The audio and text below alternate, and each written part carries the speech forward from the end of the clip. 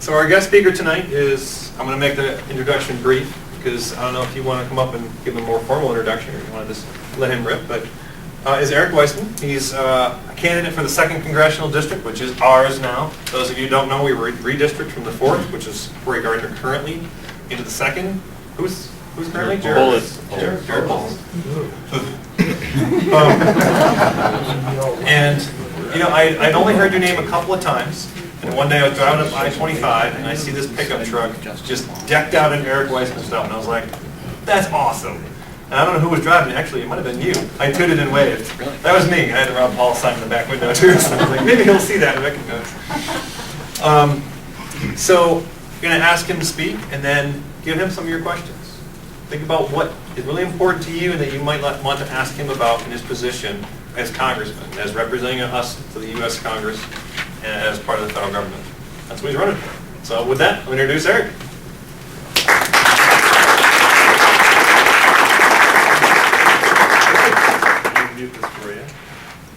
Thank you all for having me. I see the video camera here and I can tell you that I'm often videotaped, but usually it's by somebody who works for Congressman Polis. And if I say something dumb, I can have confidence that it will be on TV later. So I appreciate that you're doing this and having somebody friendlier record this. We won't hack up what you say in the pieces to make it sound bad. That's right. And also, I just came in the last few minutes of what you were saying, and you were talking about how cool it is to have somebody in office call and ask your opinion about something. But it goes the other way too. And lobbying is a First Amendment right. People talk about lobbying as if it's bad, but the right to petition our government, to bring up our grievances, and to make them known, to make our representatives be accountable, that's right there in the First Amendment. It's the end of the First Amendment, but it's a First Amendment right. So I really appreciate that you brought that up. I'll just introduce myself for a couple minutes, and then we'll just go to questions, because that would probably interest you more than sort of my normal stump speech. But I want to tell you a little bit about myself so you'll have some context about me. I'm a first-generation American. My dad fled socialism in Romania around the time of World War II. And so I grew up hearing about that. I grew up hearing about how important our freedoms were, how important and valuable the gift that America's founding fathers gave us are. And this is from a guy who was here by choice. I mean, he could have gone anywhere or elsewhere, but he chose to come here. And he also told us about the oppression that our family faced in Eastern Europe and what that had meant to him and to other members of the family. So that's the context that I come to my views on government with. I've also never been a politician before, so if you want somebody who's actually a good speaker or somebody who's smooth, you probably ought to get somebody else. I'm a business guy. I've been practicing capitalism for the last 3 decades, and so now I'm making a pivot to defending it. Capitalism needs its defenders right now, but I'm defending capitalism as opposed to practicing it because I think capitalism is the only moral and as well as the most effective way of organizing our social and economic lives. I have 3 kids, 24, 6, and 4. Now, I'm 48, and when I came to be an adult, America was freer now. When I grew up, we used to say this is a free country. That's an expression that used to be common, and it isn't so common anymore. And I would like it to be common for them, and I would like them to get the country with both the opportunity for prosperity and the freedoms that we enjoyed. And I see those under attack, and that's why I finally got fed up to run for Congress. So with that, I would love to hear what's on your minds and just make it a conversation. First, do you have literature? We do. This is the driver of the Weissmann wagon, and that's Brett in the back. And he also has a clipboard, so if you'd like to help us up here in Larimer County or wherever you're from, we would love to have you. And Brett may want to pass out. Yeah, I thought you might pass out a little bit so we can see some of the things that you've written about yourself, and we can ask questions directly from that too. Sure. But I want to ask you first and foremost, what is a bleeding heart conservative? Well, that's a good question, and actually, I can show you my business card, and it describes me as a bleeding heart conservative. And here's what I mean by that. I mean, as a conservative, whether it's of any particular strain of conservatism, we're under attack and our motives are under attack, that we don't care about people, that those aren't our values. But I believe that the values of conservatism, the values of liberty, the values of freedom, the values of opportunity, those are the solutions for the lesser privileged people. That is how people's lives get better. That's how prosperity is created. And so that's part of my motivation. It's not just that capitalism and freedom are the only moral system, but that they're also the only effective system. It's the only thing that's created just the kind of quantum leaps in people's quality of lives over hundreds of years. Nothing else has ever done that like this. So I hope I answered that question. Great, thanks. So you had a question. How familiar are you with Paulus' background? With Jared Polis's background? Yeah. Well, I've known him for a pretty long time. I've known him for 15 years, and at the time he ran in 2008, and I'm from the old 2nd Congressional District, so I know that you guys haven't had the opportunity to get to dislike Congressman Polis like I but I got to know him. I knew him since his early 20s, and he's 36 now, so I've known him for a long time. How long was he the director of the American Defecation League? I have no idea about that. So That was on his bio. but he, I know he's been involved in a lot of things for a long time. And one of the things that he does, and if you have him up, and it's certainly fine to have people you are not inclined to agree with up. He has this way of saying, well, I'm for that if it's what you're for, and I can prove it because I made this contribution. And when you're the richest Democrat in the House, you can buy cred on all sides of an issue, and he's done a lot of that. So I don't know anything about the group that you're talking about. Yes, sir.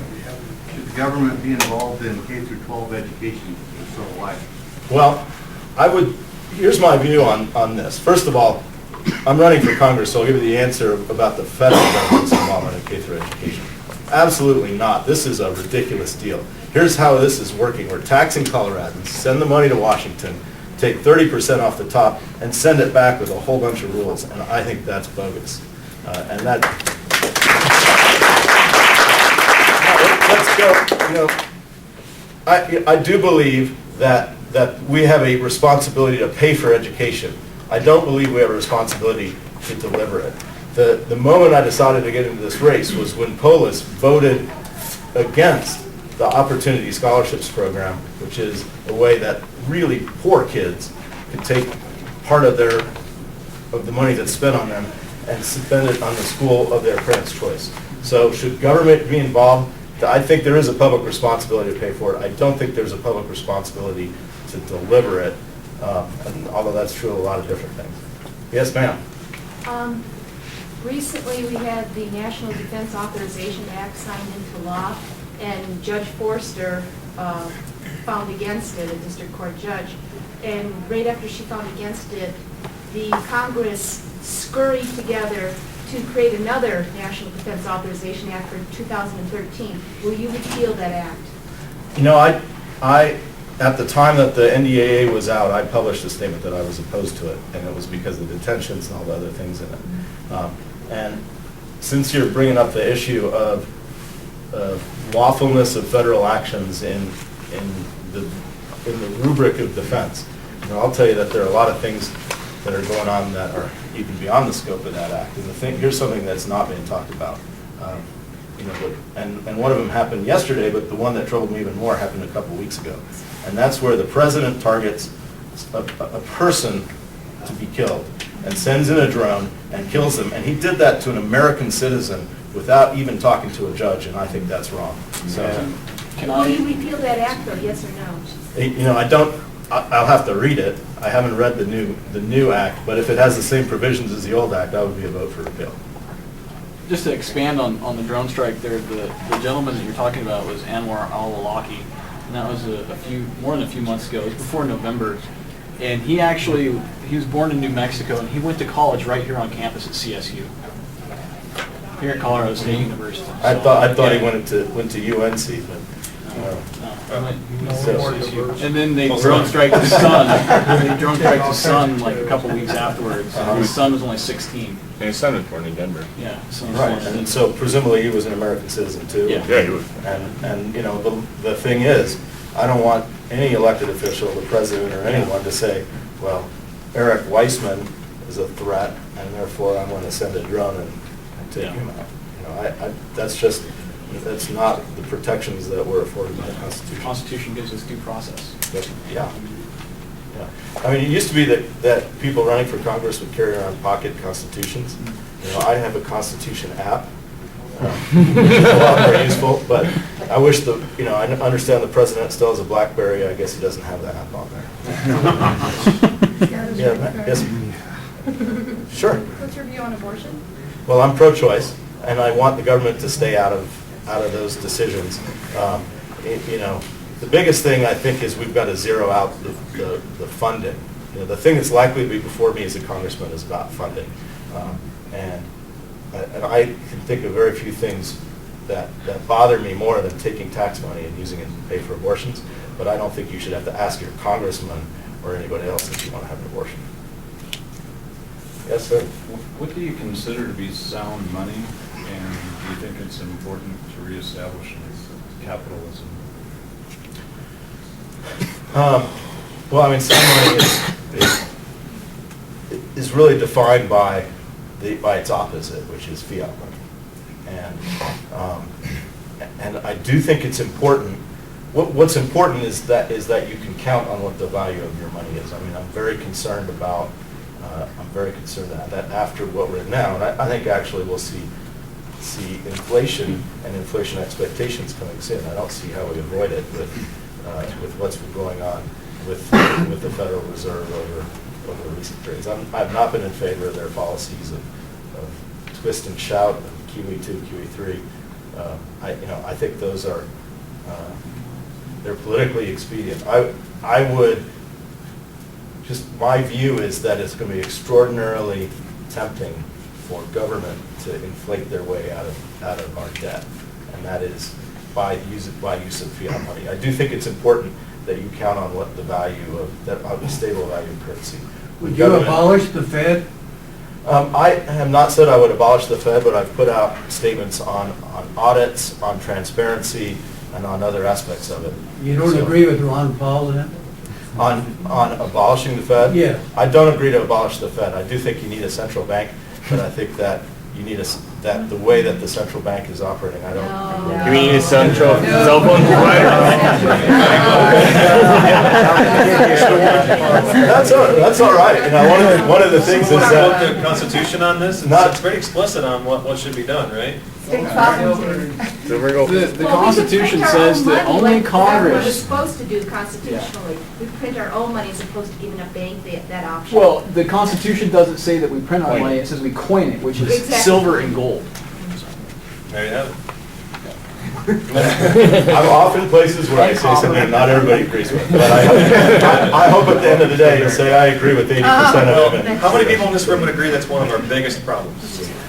Okay, so this is what I want you to hear. Okay. This is what I want this discussion to look like, because there are some really critical issues, and we've asked about a few already, but in my opinion, and I see a lot of others, this is one of the most important things out there. If we don't have sound money, we can print our way out of everything. We can print our way into the next war, and on and on. And so, I know Brian wants to add something to this, because he's got a lot. Debt fuels inflation, inflation rewards debt. Here, here. The Federal Reserve drives that cycle. It's a positive feedback cycle. That's right. Until you get rid of that, you can pass a balanced budget amendment, but you will not get rid of debt, because that's the motivating factor that creates the free lunch for the government. Just as a recommendation for you, Eric, if you could do me a favor and watch a YouTube video, it's called The Creature from Jekyll Island, a second look at the Federal Reserve System. If you YouTube that. It sounds scary already. It is scary. So Sean, would you be so kind as just email me a link to it and I'll be glad to watch it? Sure. Right? So what's your position on drug laws? Well, I've generally been opposed to drug laws, and I will say that I think what's happened with dispensaries was a fraud on the electorate. I think that voters thought they were voting for something different than what happened. But there will be, I believe there will be, I mean, I don't think it's been accepted yet, a legalization measure on Colorado's ballot. I'll probably vote for it when I get to read it. Just there is- marijuana or all drugs? You know, I personally think that it's likely that the prohibition causes a lot more problems than what they're trying to solve, than the drugs themselves. I would say this, though. I would say that sustained political change and sustained policy change are preceded by social change. So you're part of social change in a lot of these issues. And Would you repeal the Patriot Act? I certainly would repeal parts of it, and I put out a paper on it. So it's on my website. What part wouldn't you repeal? Well, I wouldn't repeal the tracing of the international fundings. And I just think that's a Why good not? example. So. Why that's would a you good example repeal the where there's no tracing of sort international funds? That's such a hassle, it's unreal. Well, I send international funds, and it's not for me proven. Well, if you're outside of the United States and you're trying to do things, the United States government is like regulating things between countries that aren't even dealing with the United States because they force these laws upon them through the Patriot Act. So people living in Argentina are feeling the causes of the Patriot Act through the part that you want to keep. Well, they can You know. certainly create other, they don't have to trade through the same groups that we have to trade through. So, I mean, I realize we're the biggest economy, but, other groups can, Argentina's free to form their own systems too. They don't have to depend on ours. So, What do you think about what Utah did with allowing gold and silver to be used as money and not being, as for places that it's not mandatory, but it's if a place wants to do it, they can accept gold and silver as money, and you don't have to pay capital gains tax if you bought, a silver round at $30 and it went to $35, but you can use it as money at $35. I don't know what you're referring to about the Utah bill, Mhm. but I do think that it's been wrong for the federal government to try to shut down some of these alternative currencies, the e-gold and Sure. and some of the online ones are more apropos for Congress. The way I see it But is, I don't know the Utah yeah, bill. the way I see it is if you don't have something like that, if you believe in sound money, there's no way to really protect yourself from being robbed through inflation. Yeah, well, the Constitution prohibits states from issuing their own money, but it doesn't Mhm. prohibit companies or individuals or associations from doing so that I have seen. So I don't see where Congress has the power to prohibit that. Would you support competing currencies to the dollar? I mean, privately issued currency, I'm all in favor of competition, and I don't have any problem with e-gold or any of these other things. And if somebody else, if you print a piece of paper and you can persuade him to give you stuff in exchange for it, that's fine by me.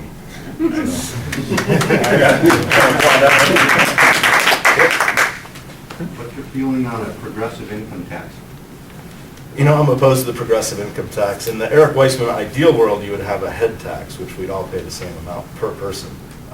But in the absence of that, I think a flat tax, and I want to have a very broad tax base and very low tax rates. And that's what my tax, you have a follow-up? Does the federal government have the right to tax income? I think it does. I don't think it did before the amendment, but I do think that they have the right to tax income. And, I'm not going to jump into saying that they don't have the right to tax income. You're in a contested primary, Mm-hmm. and so how would you differentiate yourself from your opponent? There's a few ways, and thanks for that question. First you have to look at just flat out backgrounds. I'm from the private sector. I've been in business, and Kevin, and I've gotten to know him because I see him 5 times a week or so on the campaign trail. We joke about carpooling to some of his distant friends. But he's really been focused on his work in the legislature and even on running for office in the period before he got to the legislature. So that's a decade.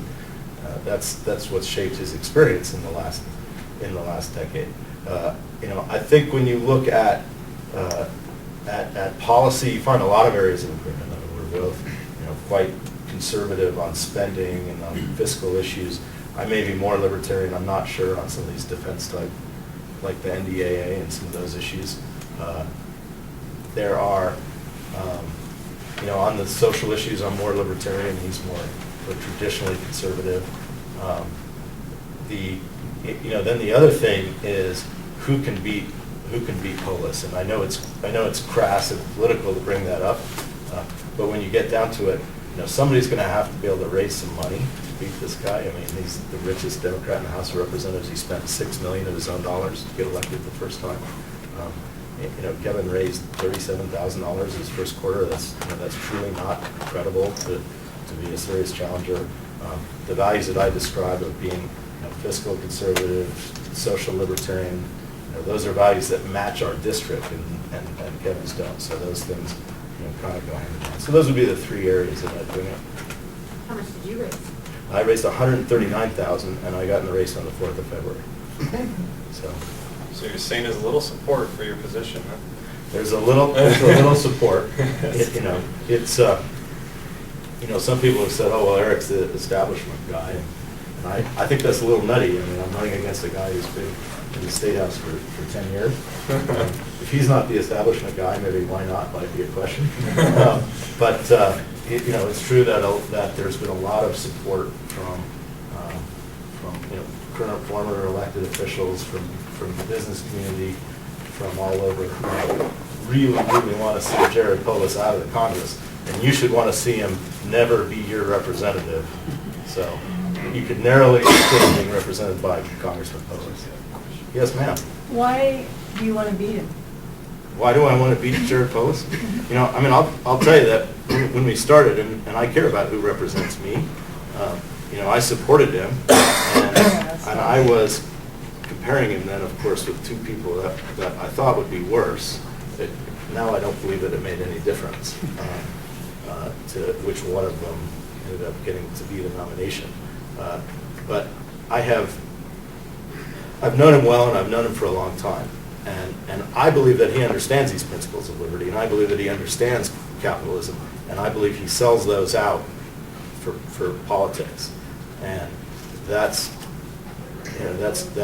makes me very, very angry. And the thing and it was that school choice thing, the right of parents to choose their own schools, was the final straw. And that was at the end of last March when I made a decision that if the districts were changed in a way that it wasn't still guaranteed for the Democrat that I would run. So one time you supported him, and now you don't. So he had some good ideas, you thought, at one time, and that's why you supported him. I will tell you that. Is that true?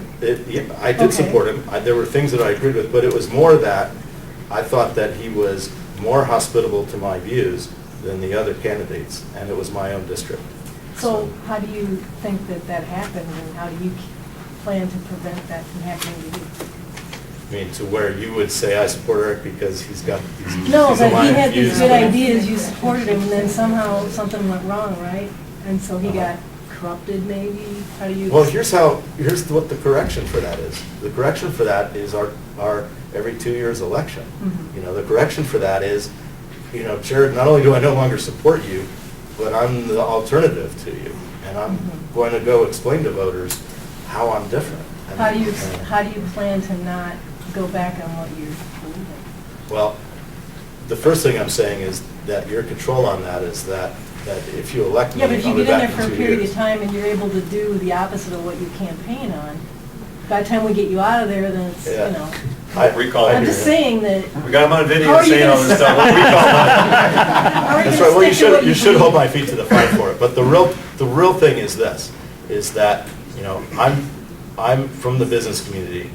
I was happy in the business community. I'm here because I'm upset about how things are going, and I'm saying things that are not popular with a lot of people. I'm out there making my cases, and I'm saying how I feel because I'd rather lose the election than be elected on things that don't reflect my values. I'm happy in the private sector.